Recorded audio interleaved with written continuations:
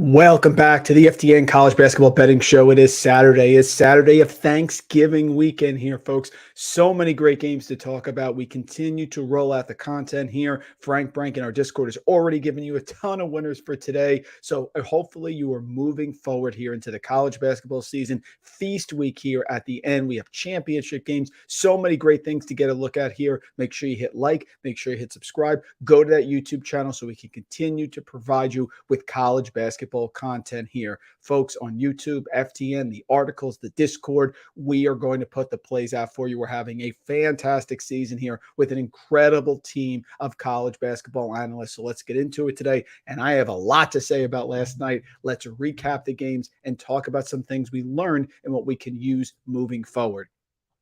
Start with top 25 action. Listen, if you are not fading some of the blue bloods here to start the year, you are making a huge mistake. North Carolina goes down. They are 5-1, but they are only 1-5 against the spread. Loses to TJ Alsaberger's Iowa State team 70-65.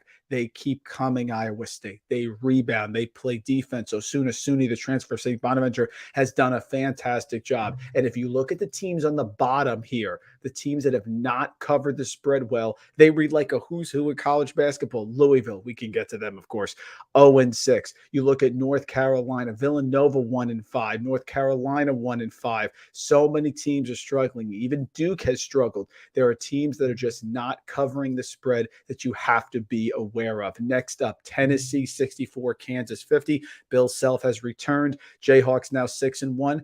What are they? They are now 1-6 against the spread, a team that has struggled. Tennessee playing very well. Santiago Vescovi, 20.6 rebounds. Rick Barnes made a lineup change there, and it really has worked well for them. So Kansas going to be fine. Bill Self comes back, but again, they have not covered the spread early in this season.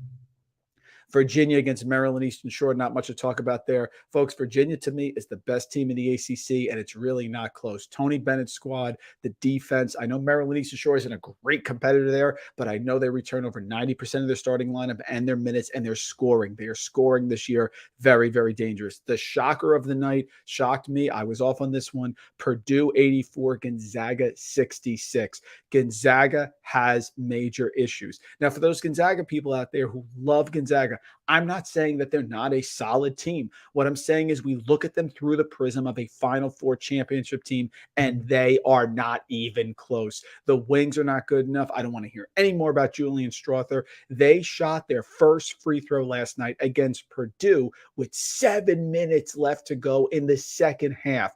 They don't attack the basket. Zach Edey was tremendous, bolstered his draft stock a lot last night. This team got blown out by Texas. Purdue doesn't have anywhere near the talent of Texas, but they dug in. They played defense. They did a fantastic job. Matt Painter, cheers to you. You don't have a ton of talent this year, but you have a team that plays hard, that plays together. Great win here for Purdue. Shock Gonzaga, not even close by 18 points. Duke versus Xavier, 71-64. Duke did cover this number. It was 5.5, but it's very close. Duke playing well, but again, John Shire has to mix in these stars and get them their minutes. If Jeremy Roach plays well as the point guard, you can see what Duke can do. He played fantastic in the NCAA tournament last year, which is why they made their run to the Final Four. Still not that high on Duke. Shire's doing a decent job, 6-1 overall, but not great against the number. Michigan State, you have to give kudos here to Tom Izzo. We are going to sell Michigan State short because they don't have a lot of talent, yet people keep bolstering Gonzaga, and their talent is also down. No Malik Hall with the injury. He's out. Oregon has not been fantastic this year, but Izzo has this team, the number 12 in the country, 4-2, and they beat Oregon here and covered as well. Joey Hauser, 18-10. Joey Hauser from Marquette finally giving us the production that we really wanted to have here from the Marquette Golden Eagles. UConn looks fantastic. 7-0 under Danny Hurley, blows out Alabama 82-67. Adama Sanogo, 25 points. They lock down the three-pointers. Danny Hurley has this squad, this UConn squad, very dangerous. They're guarding the arc. They have schemes on defense. They play well, and they shut down an Alabama team that was 5-0 coming into this game. UConn is a team on the rise. And that's pretty much it for the top 25. So, folks, let's get into our games today. I have a 6-pack of games for you that I want to talk about across the board. Weird day today because I like all favorites. That's never a good sign. But today, I think we're going to be fine. Always ends up, I've been tracking all year being about 50-50 underdogs and favorites. Normally, I love those dogs. Today, we're going with the favorites. So let's start it off here with game number one. First off, Houston against Kent State. Now, if you take a look, you can be careful where you get this number from. Houston, I've told you about them. They play a style that you cannot recreate in practice. They are favored. I was 18 last night when we were making the graphic here. 19.5 is the best number I see at FanDuel -106. Kent State comes into this game 5-1. Kent State comes into this game really, though, having not played a lot of top talent. Northern Kentucky, Portland, Arkansas, Pine Bluff, Chicago State. The first team they played that was really solid was Charleston, and they lost by 2 away. I just don't think they have it today, folks. They need to force turnovers against Houston. I don't think that's going to happen. Houston does not give a lot of turnovers. This game is at home at the Fertitas Center in Houston. Houston is going to bring the defense and match their intensity. Kent State likes to shoot the three-pointer. They're shooting almost 40% from three-point range this year, but Houston holding opponents to under 20% from three-point range. They've been dominated home. They've covered every single game, and I think they cover again today. I would lay up to 20 with Houston and Kent State. I am going to stay with Houston. I have been fading teams like Louisville, and I will continue to do so. I have been fading certain teams, and I've been backing certain teams. I'm going to back Houston until they burn me. This is a good Kent State squad, but I think this is a 20-point win. I don't think the Golden Flashes are ready for Houston. I don't think anyone is, especially at home. Maybe they hit some threes to keep it together, but Houston eventually pulls away. So game number one here, folks, we are going with Houston minus usually 19.5 I can see right now out there against Kent State. Next game will surprise no one. The only time this team burned me, next up, was against North Carolina when they gave up a ton of threes. And I don't think they're doing that today. Second game for me, James Madison -4 versus South Dakota State. South Dakota State is a good team, and South Dakota State has played well, and South Dakota State likes to shoot the three. But James Madison here learned from their mistake against North Carolina. They won at Buffalo. They won at Howard. They hung over 95 points in those games. North Carolina, the game got away from them. Now they're on a neutral court here against South Dakota State. South Dakota State has been okay. They have shot well. They beat Valparaiso last night on a neutral, but the problem with South Dakota State, their offense isn't where it needs to be. They hit no offensive boards whatsoever, and their turnovers are lethal. They've been horrific on turnovers, struggled against Arkansas, struggled against Stephen F. Austin here. And I think they're going to struggle against James Madison as well, who can turn you over. Mark Byington is still annoyed that last year James Madison was not able to play in the CAA tournament, thus not able to make the NCAA tournament. Now they're in the Sun Belt. They have a very solid squad, shooting 43% from three, 55% from inside the arc. They turn you over. They're relentless on the boards. People are going to back South Dakota State here. I don't like it at all. I am going with James Madison. This number is going up. It's around 3.5. I am fine with it there.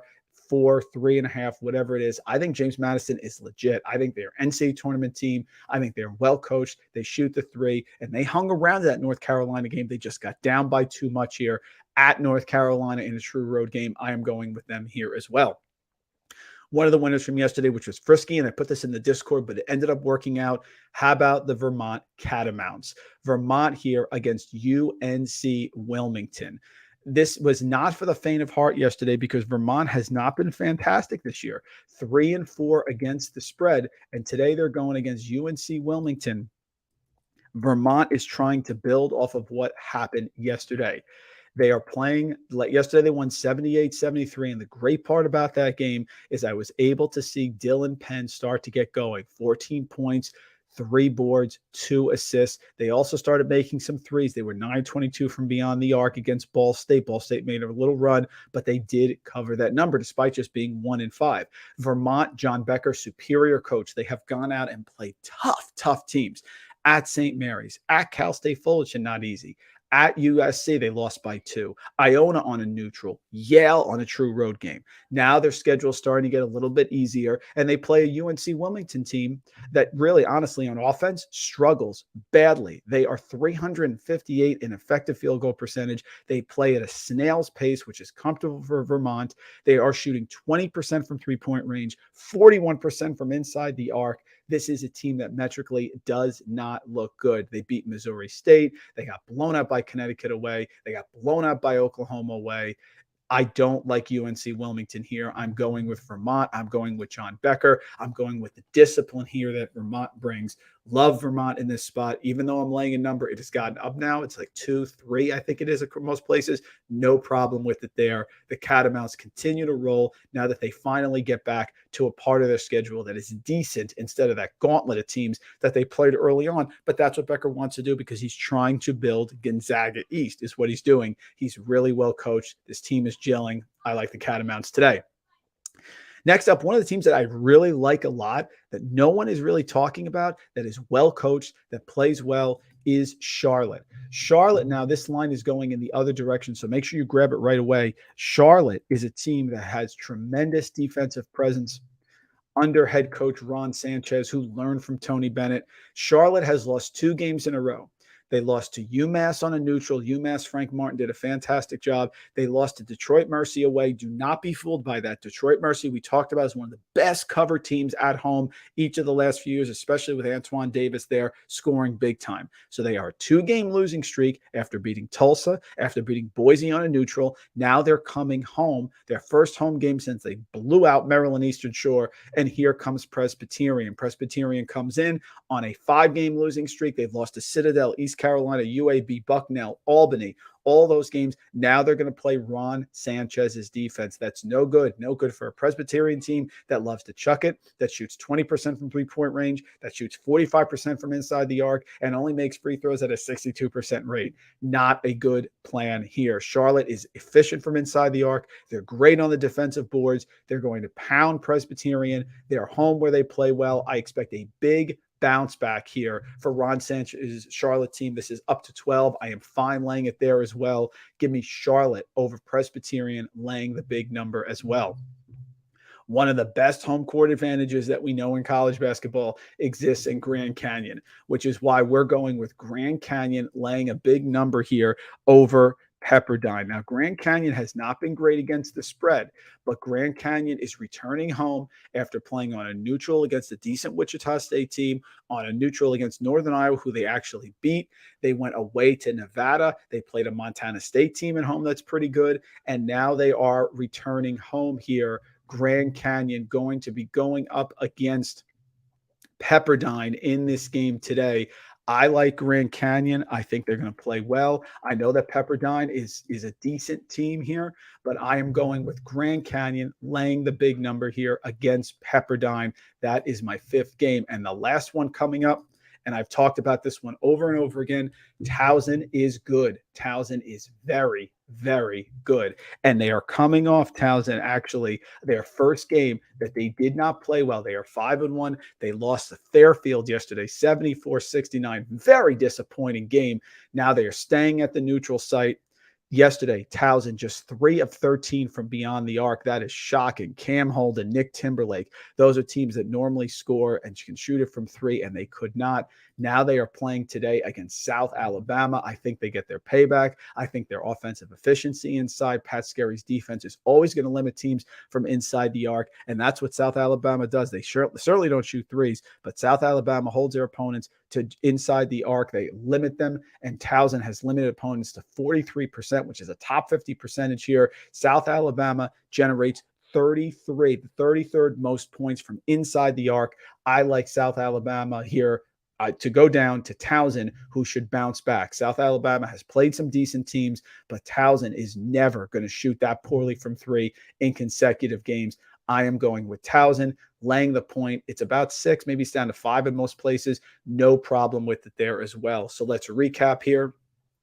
Just to go through our picks, we have Houston laying 20 there, the big number at home against Penn State. We have James Madison running up and down the floor against South Dakota State that are going to eventually cover the spread and get the lead. We have Vermont. We believe in John Becker. We back John Becker now that the hard part of the schedule is over. They are going to lay the number. We're going to lay it there and cover against UNC Wilmington. We have Charlotte and Ron Sanchez returning back home against a weak Presbyterian team. They're going to cover a comfortable number. Grand Canyon at home against Pepperdine, laying that, and Towson to bounce back from their first loss. We like them. We saw them against UMass. Going to hit some threes today and cover the line there as well.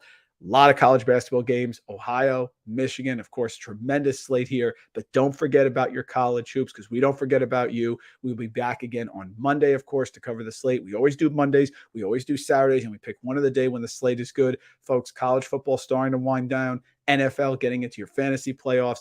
College hoops is going to take center stage. And if you stay with us here at FTN, we're going to have you covered for when you get to the NCAA tournament, which is our goal, of course. Folks, thank you for joining us. I'm Mike Randle. Follow me at Randle Rant. We will see you again on Monday. Good luck. Let's get some tickets to the window.